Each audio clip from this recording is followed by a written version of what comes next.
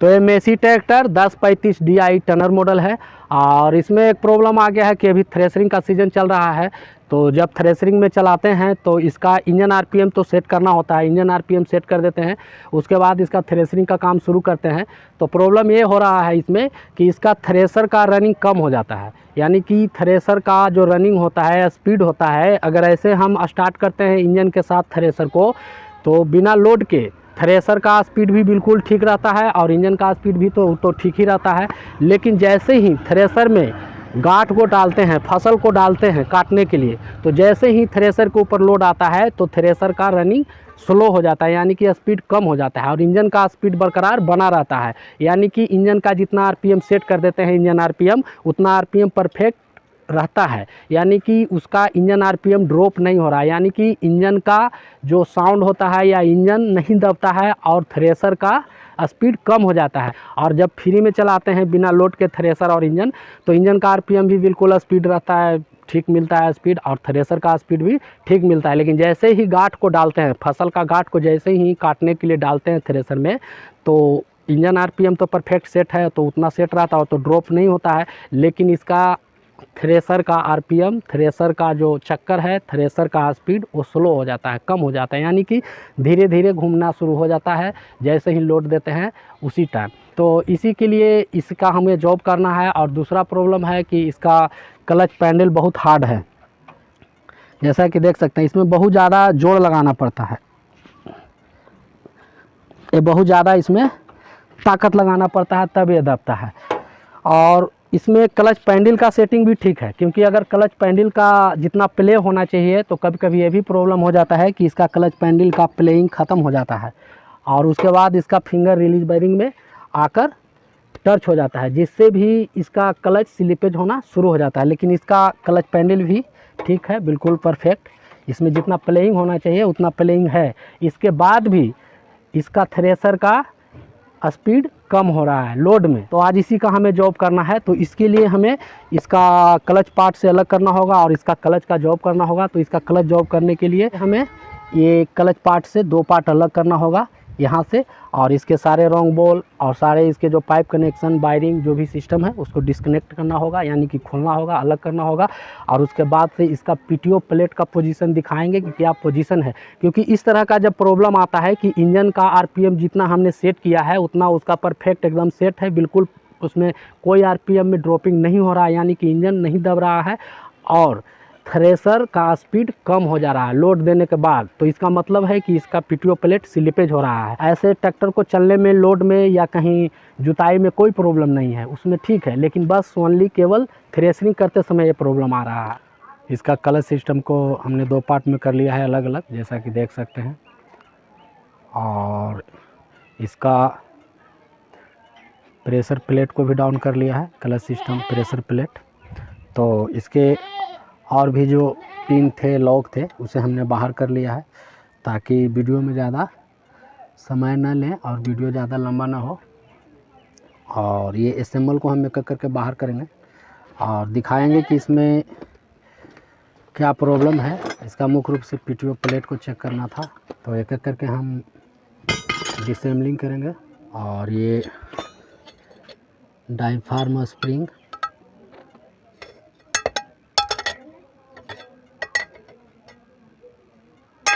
और उसके बाद में ये प्रेशर प्लेट, जो कि इतना स्लिपेज हुआ है इसका PTO प्लेट कि देख सकते हैं इसमें रेड कलर जैसा दिखाई दे रहा है। तो ये स्लिप होने के कारण से ये PTO प्रेशर प्लेट हीट होकर और इसका कलर चेंज हुआ है, बैगनी रेड कलर का, ये देख सकते हैं। तो ये पूरी तरह से इसका PTO प्लेट स्लिपेज हो रहा था। और इसके बाद ये देख सकते हैं ये PTO प्लेट। तो ये PTO प्लेट की पोजीशन कुछ इस तरह से है, ये पूरा चिपचिपा बना हुआ है। और इसमें ये देख सकते हैं इसका ये जो PTO प्लेट में जो स्कर्ट लगा रहता है, ये लंबा सा, और यही पकड़ करता है, स्लिपेज से बचाता है। और इसका स्कर्ट इसका पोजीशन लास्ट है, जैसा कि देख सकते हैं। बिल्कुल ये स्कर्ट प्लेन में आ गया है, घिस गया है पीटीओ प्लेट। तो इसे हमें मुख्य रूप से चेंज करना है और इसी के स्लिपिंग होने के कारण से इस तरह का प्रॉब्लम आ रहा था। प्रेशर प्लेट को भी देख सकते हैं, ये प्रेशर प्लेट भी स्लिपेज के कारण ही इस तरह का इसमें भी एक कलर चेंज हुआ है, पूरी तरह से बैगनी और रेड कलर का दिखाई दे रहा है, जैसा कि आप देख सकते हैं। तो ये भी ठीक है, ये हीट होने के कारण से इसमें इस तरह का एक कलर चेंज हुआ है। बाकी का इसका फेसिंग ठीक है, इसे अच्छे से सफाई करेंगे। तो इसके ये सारे पार्ट्स में प्रेशर प्लेट, ये प्रेशर प्लेट भी ठीक है और ये वाला भी प्रेशर प्लेट, ये वाला भी प्रेशर प्लेट ठीक है। तो मुख्य रूप से हमें ये पीटीओ प्लेट और इसका ये मेन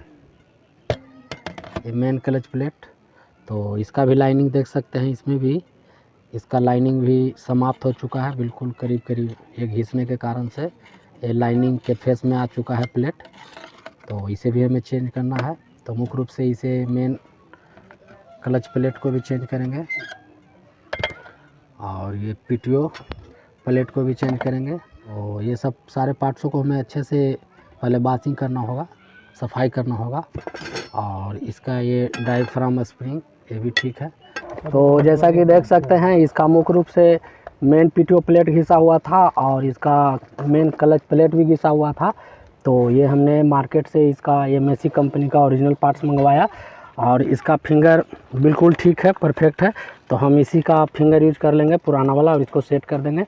तो ये देख सकते हैं, ये मेसी ट्रैक्टर का ओरिजिनल पार्ट्स है और इसका प्राइस है 3388 रुपया और इसका पार्ट नंबर है 15001688S01। तो इसे भी हमें मुख्य रूप से चेंज ही करना है। तो जैसा कि देख सकते हैं, ये मेन प्लेट है जिससे ट्रैक्टर ड्राइव होता है, तो ये भी घिसा हुआ था, तो इसे भी चेंज करना है। और ये दूसरा वाला ये पीटीओ प्लेट है जो कि देख सकते हैं, इसका पार्ट नंबर है 1346P00201 और इसका प्राइस है 3080 रुपीज़ 3080। तो ये इसी मुख्य रूप से इसी पीटीओ प्लेट में प्रॉब्लम आया था, जिसके कारण से इसका थ्रेशरिंग का रनिंग स्लो हो रहा था, जो हमने पहले प्रॉब्लम बताया था। इसी के कारण से इसमें स्लोइंग आया था, इसका स्पीड में रनिंग में कमी आया था लोड देने के समय में इसका थ्रेशर सिस्टम में। तो इसे भी मुख्य रूप से हमें चेंज करना है। और हमने दिखाया था खोलते समय कि उसका स्कर्ट जो था कितना घिसा हुआ था, बिल्कुल प्लेन आ गया था उसका पीटीओ प्लेट का। और ये जो कंपनी स्कर्ट देता है, ये स्कर्ट होने से इसका स्लिपेज का चांसेस बहुत कम हो जाता है और कम स्लिपेज करता है, जो कि आपने पहले पुराने वाले ये पीटीओ प्लेट में देखा था कि उसका स्कर्ट बिल्कुल प्लेन था। तो इस तरह से हमें ये दोनों पार्ट्स को चेंज करना है, मेन पीटीओ प्लेट और मेन क्लच प्लेट। तो जल्दी से इसे हम असेंबल करेंगे और बाकी के सारे पार्ट्स को हम अच्छे से बाशिंग कर लिए हैं। ये पीटीओ प्रेशर प्लेट है, तो इसे हमें सबसे पहले लगाना होगा। तो इस तरह से इसे आराम से बैठा लेंगे। तो देख सकते हैं, ये भी इस तरह से आसानी से बैठ जाता है। इस तरह से ये बिल्कुल पूरी तरह से प्रेशर प्लेट बैठ चुका है और ये पीटीओ का प्रेशर प्लेट है। अब इसके बाद हम ये पीटीओ प्लेट को लगाएंगे, जो कि इसमें देख सकते हैं। और इस तरह से इसे लगाएंगे, इसका निकला हुआ भाग जो है ऊपर की तरफ और ये नीचे, यानी कि ये फ्लाईव्हील साइड। कंपनी ने भी इसमें लिख रखा है ये फ्लाईव्हील साइड का है, जैसा कि देख सकते हैं। ये फ्लाईव्हील साइड कंपनी ने मार्किंग दिया है और लिखा भी है। तो इसी तरह से इसे आराम से इस तरह से बैठा लेंगे। अब इसके बाद ये दूसरा वाला ये पीटीओ प्रेशर प्लेट है, तो इसे भी इस तरह से बैठाएंगे। और इसका ये तीनों घाट, ये जो ठोकर बना हुआ है, ये 3 बोल्ट है, इसी पे बैठाना होता है, क्योंकि इसी से ये इंगेज और डिसएंगेज होता है। तो इस तरह से इसे भी बैठा लेंगे। और इसके बाद में ये डायफ्राम स्प्रिंग है एक क्लच सिस्टम का, तो इसमें देख सकते हैं ये मेन क्लच का स्प्रिंग, दूसरा पीटीओ सिस्टम का डायफ्राम स्प्रिंग है। तो ये इस तरह से लगाएंगे, ये प्रेशर प्लेट के ऊपर इस तरह से बैठा लेना है। और इसी स्प्रिंग से जब हम क्लच पैडल को दबाते हैं या छोड़ते हैं, तो ये स्प्रिंग सिकुड़ता और फैलता है और इसी के कारण से पीटीओ सिस्टम एंगेज और डिसएंगेज होता है। तो इस तरह से इसे भी आसानी से बैठा लेना है। उसके बाद हम ये कवर को लगा लेंगे, क्लच असेंबल कवर को इस तरह से। ये भी आसानी से इस तरह से बैठता है। तो इस तरह से हम इसमें पुलर लगाकर और इसे कंप्रेस कर देंगे। और इसके बाद ये सेंटर कर के और ये पिन को हमें आसानी से इस तरह से लगाना होगा, ये सेंटर को देखते हुए। और ये क्लच असेंबल पूरी तरह से तैयार हो चुका है, जैसा कि देख सकते हैं। इसका ये फिंगर पिन लॉक, ये तीनों फिंगर का हमने सेट कर लिया अच्छे से। तो ये पूरी तरह से असेंबल हो चुका है। और अब हम इसे फ्लाईव्हील में असेंबल करेंगे। तो अब हम इसके मेन क्लच प्लेट को लगाएंगे। तो इसे इस तरह से लगाएंगे, जैसा कि देख सकते हैं। ये निकला हुआ भाग जो हब का है ये इस तरह से रहेगा फ्लाईव्हील में, इस तरह से। और इसमें कंपनी का लिखा हुआ भी रहता है, ये देख सकते हैं। ये फ्लाईव्हील साइड लिखा हुआ भी है। तो जल्दी से तो हम इसे लगाकर इस तरह से और क्लच को असेंबल कर लेते हैं। उसके बाद उसका फिंगर का सेटिंग बाकी है, तो फिंगर का सेटिंग उसके बाद दिखाएंगे। तो तब तक के लिए वीडियो में बने रहें। तो इसके दोनों क्लच प्लेट को हमने सेंटर भी कर लिया है, ये पीटीओ प्लेट को भी और इसका मेन जो ड्राइव होता है मेन क्लच प्लेट को भी अच्छे से सेंटर किया है। और अब हम इसका ये तीनों फिंगर का सेटिंग करेंगे। एक लेवल में करना होता है इसे, एक बराबर में इसे सेम तीनों बोल्ट को कर देंगे बराबर, बिल्कुल ऊंच नीच नहीं होना चाहिए। जैसा कि एक बोल्ट घिसा हुआ भी है, तो इसे भी हमें ये जो बोल्ट लगा हुआ है नट और बोल्ट, इसे एडजस्ट करके ये तीनों बोल्ट को एक लेवल में लाना है। और उसके बाद इसका हम पीटीओ फिंगर का ये सेटिंग करेंगे। ये जो इसमें बोल्ट लगा हुआ है 13 mm का, इससे हमें सेटिंग करना होगा। तो हम ये शाफ्ट को बाहर निकाल लेते हैं। और जैसा कि देख सकते हैं इसका सेटिंग दोनों प्लेट का सेटिंग बिल्कुल परफेक्ट हो चुका है। और अब हम इसके ये तीनों फिंगर को एक बराबर में करेंगे। मुख्य रूप से इसका किसी बोल्ट ये देख सकते हैं घिसा हुआ है ये वाला बोल्ट, और कोई कम घिसा हुआ है, लेकिन ये बराबर एक लेवल में घिसा हुआ है। अगर टेपर घिसावट होता तो इसे भी हमें चेंज ही करना होता, लेकिन एक बराबर में एक फेस में घिसावट है। तो हम इसे एक लेवल में इसका सेटिंग कर देंगे। और इसका सेटिंग में मुख्य रूप से ये तीनों फिंगर की हाइट एक बराबर होना चाहिए, एक लेवल में होना चाहिए। तो आप किसी तरह से भी इसका किसी जुगाड़ से या किसी आप इसका टूल से भी इसे ये तीनों फिंगर को एक बराबर में कर लेना है। तो ये डेप्थ गेज है और इसी के सहायता से हम इसके ये तीनों फिंगर का जो हेड है उसको फेस में कर लेंगे। तो जैसा कि देख सकते हैं यहाँ से ये पीटीओ प्लेट के हब से यहाँ से मापेंगे तो इसका फेस को इस तरह से टच होना चाहिए। तो देख सकते हैं ये, तो हल्का सा हम इसे और थोड़ा सा हाइट में ले लेंगे और इसमें टच कर देंगे। ऐसे ये कोई माप नहीं है डेप्थ गेज से, बस तीनों को हमें मुख्य रूप से एक लेवल में कर देना है। और इसके नीचे ये फेस बोल्ट फेस बराबर होना चाहिए। ये बोल्ट का फेस, ये बोल्ट का साइज थ्रेड निकला हुआ बाहर नहीं होना चाहिए। अगर ये निकला हुआ रहेगा तो जब हम क्लच को डिसएंगेज करेंगे, दबाएंगे क्लच पैडल को, तो इसमें आकर टच हो सकता है पीटीओ प्लेट के हब में। तो इससे टच नहीं होना चाहिए। इसके लिए ये बोल्ट का फेस बिल्कुल सेम में फिंगर के बॉडी से होना चाहिए। तो ये बिल्कुल फेस में है। और इसके बाद हम इसका हाइट तीनों फिंगर का एक बार हाइट सेट कर लेंगे। तो इसके लिए हमें ये खोलना होगा आराम से इस तरह से। और इस बोल्ट को हम खोलेंगे, ये 14 mm का लॉक नट है और ये 13 mm का बोल्ट है। तो जैसे हम बोल्ट को खोलेंगे तो ये बड़ा होगा और अगर कसेंगे घड़ी की दिशा में तो ये छोटा होगा। तो जैसा कि देख सकते हैं ये टच हो रहा है पूरी तरह से। और इसके बाद हम इसके ये लॉक नट को टाइट कर देंगे इतना ही पे।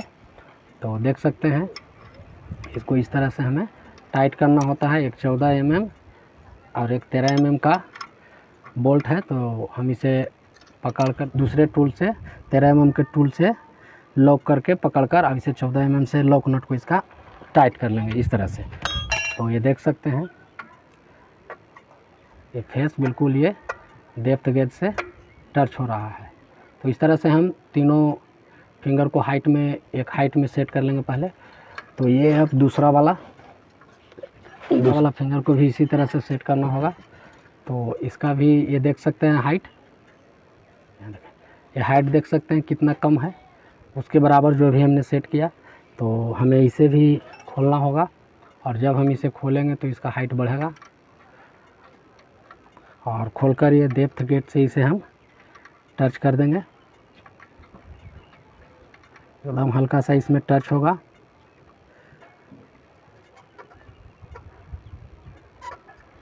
तो जैसा कि देख सकते हैं टच हो चुका है, ये टच हो चुका है। और ये वाला भी, इसे भी टच किया था, और उसी तरह से इसे भी हल्का सा और खोलेंगे तो ये भी टच हो चुका है इसके बराबर में।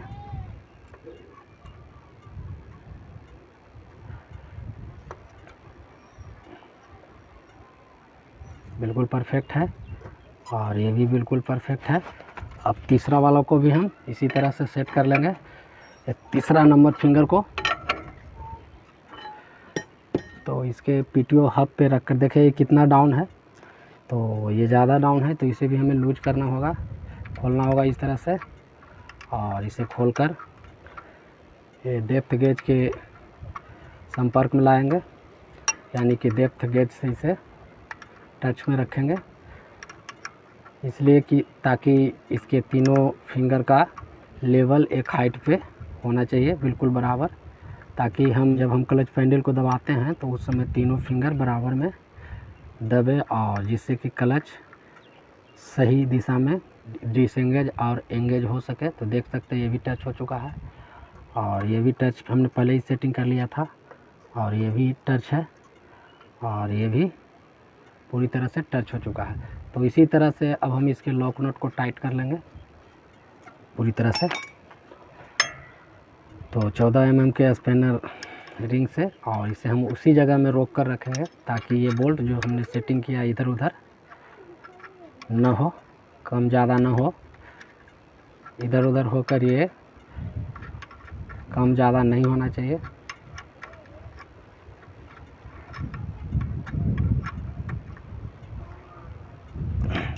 तो ये फिंगर का सेटिंग बिल्कुल परफेक्ट हो चुका है, जैसा कि देख सकते हैं। इसके पीटीओ हब से इसका दूरी बिल्कुल परफेक्ट है, और इसका दूरी भी बिल्कुल परफेक्ट है, और इसका दूरी भी बिल्कुल परफेक्ट है। तो इसके ये मेन फिंगर सेटिंग के बाद हम ये पीटीओ फिंगर का सेटिंग करेंगे। ये जो बोल्ट देख रहे हैं, ये इससे पीटीओ फिंगर और पीटीओ क्लच का सेटिंग किया जाता है।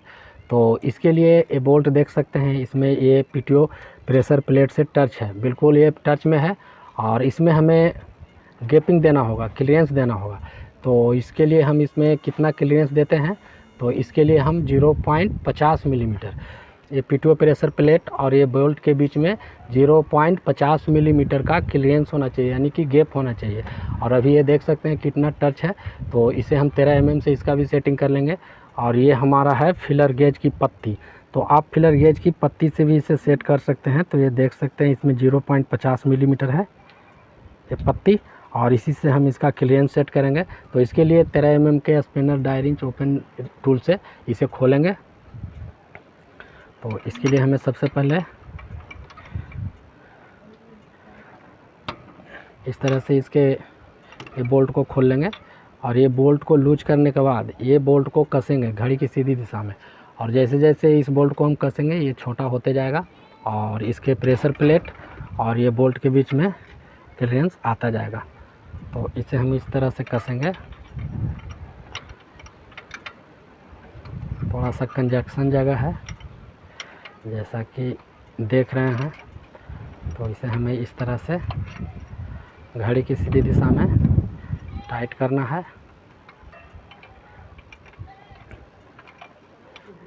तो जैसा कि देख सकते हैं ये फिलर गेज 0.50 मिलीमीटर, और इसी से इसका हम क्लियरेंस को सेट करेंगे। तो ये देख सकते हैं ये बिल्कुल 0.50 मिलीमीटर का क्लियरेंस हमने दे दिया है।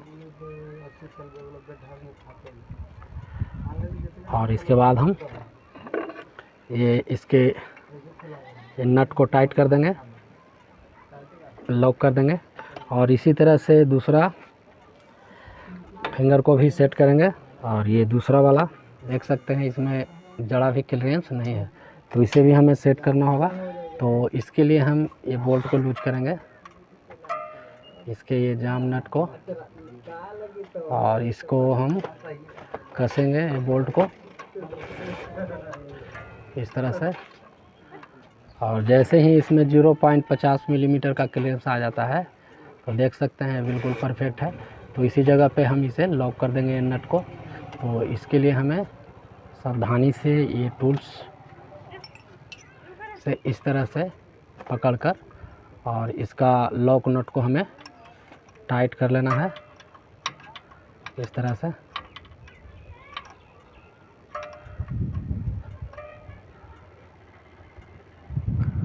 तो इस तरह से इसका लॉक नट को टाइट कर लेंगे। तो जैसा कि देख सकते हैं इसमें 0.50 मिलीमीटर का ये फिलर गेज का पत्ती है और ये बिल्कुल इस तरह से एकदम फ्री चलना चाहिए, मूव होना चाहिए ये बोल्ट और प्रेशर प्लेट के बीच में। तो 0.50 मिलीमीटर। और तीसरा फिंगर को भी इसी तरह से सेट कर लेंगे। तो उसके लिए फ्राई को घुमाना होगा हल्के हल्के और ये साइड में लाना होगा। तो ये तीसरा वाला है, ये देख सकते हैं इसमें भी क्लियरेंस नहीं है, ये टाइट है बिल्कुल, इसके अंदर में जा नहीं रहा फिलर गेज। तो इसके लिए भी हमें ये 13 mm के लॉक नट को सबसे पहले खोलना है इस तरह से। और खोलने के बाद इसे भी टाइट करेंगे एक घड़ी की सीधी दिशा में। तो इस तरह से हमें इसे टाइट करते जाना है इस तरह से। तो ये देख सकते हैं ये थोड़ा सा अभी टाइट है, हमें और अभी इसे टाइट करना होगा बोल्ट को। तो इसके लिए हमें टूल से इस तरह से और इसे हमें लूज करना होगा इसके जाम नट को। और इसके बाद अब हम फिर से इसे टाइट करेंगे। तो इस तरह से टाइट करते जाएंगे और फिलर गेज की मदद से इसे चेक करेंगे। तो ये देख सकते हैं बिल्कुल फ्री है। तो इसी तरह से इसका सेटिंग होता है इसका पीटीओ फिंगर का। और ये लॉक नट को हम फिर से टाइट कर देंगे उसी तरह से जैसे पहले बिल्कुल जाम था, ताकि ये बोल्ट खुले ना। तो इसी तरह से इसका हम 0.50 मिलीमीटर क्लियरेंस देते हैं पीटीओ का। और ये मेन फिंगर भी ये तीनों एक लेवल में हो चुका है, एक हाइट में हो चुका है। तो बाकी का इसका आगे का काम हम करेंगे। जो इसका आगे का काम हमें करना है कि ये जो हमने क्लच पार्ट से अलग किया था इसे ज्वाइंट करेंगे, असेंबल करेंगे। और असेंबल करने के बाद जो सिस्टम को हमने खोला था, डिस्कनेक्ट किया था इसके क्लच सिस्टम को खोलने के लिए, हटाने के लिए, तो ये सारे कनेक्शन को हमें एडजस्ट करना होगा, असेंबल करना होगा। और इसे हम जल्दी से असेंबल करते हैं। उसके बाद फिर से हम मिलते हैं और ट्रैक्टर को स्टार्ट करके दिखाएंगे और पीटीओ गियर शिफ्ट करके और उसे न्यूट्रल करके और पीटीओ गियर घुमाकर भी इसे एक बार आपको चेक करके दिखाएंगे। तो तब तक के लिए वीडियो में बने रहें। यहाँ से 2 पार्ट किया था और जो कनेक्शन को हमने क्लच सिस्टम को खोलने के लिए 2 पार्ट किया था और सारे कनेक्शन को असेंबल कर लिया है। तो अभी हम ट्रैक्टर को स्टार्ट करके और इसका गियर शिफ्ट करके पीटीओ गियर और चेक करके दिखाएंगे। तो हमने ट्रैक्टर को भी स्टार्ट कर लिया और अभी हम पीटीओ गियर को क्लच दबाकर एंगेज करेंगे। और ये देख सकते हैं जैसा कि पीटीओ साथ ये पूरी तरह से घूम रहा है। तो क्लच को दबाएंगे तो जैसा कि देख सकते हैं ये पीटीओ शाफ्ट पूरी तरह से रुक चुका है। और जैसे ही क्लच को थोड़ा सा हल्का छोड़ेंगे, हल्का छोड़ो, ये देख सकते हैं घूमने लगा।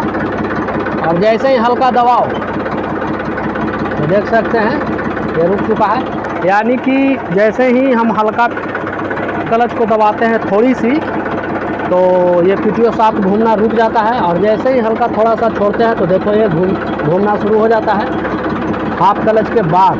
तो हमने इसका क्लच पीटीओ का सेटिंग 0.50 यानी कि 0.50 मिलीमीटर का सेटिंग किया। फर्स्ट हाफ दबाते हैं क्लच पैडल को तो मेन क्लच सिस्टम डिसेंगेज हो जाता है, और सेकंड हाफ दबाते हैं यानी कि कहे तो फुल क्लच पैडल को दबा देते हैं तो पीटीओ सिस्टम डिसेंगेज हो जाता है। तो ये डुअल क्लच सिस्टम था, और आपने देखा कि इसका सेटिंग हमने कैसे किया।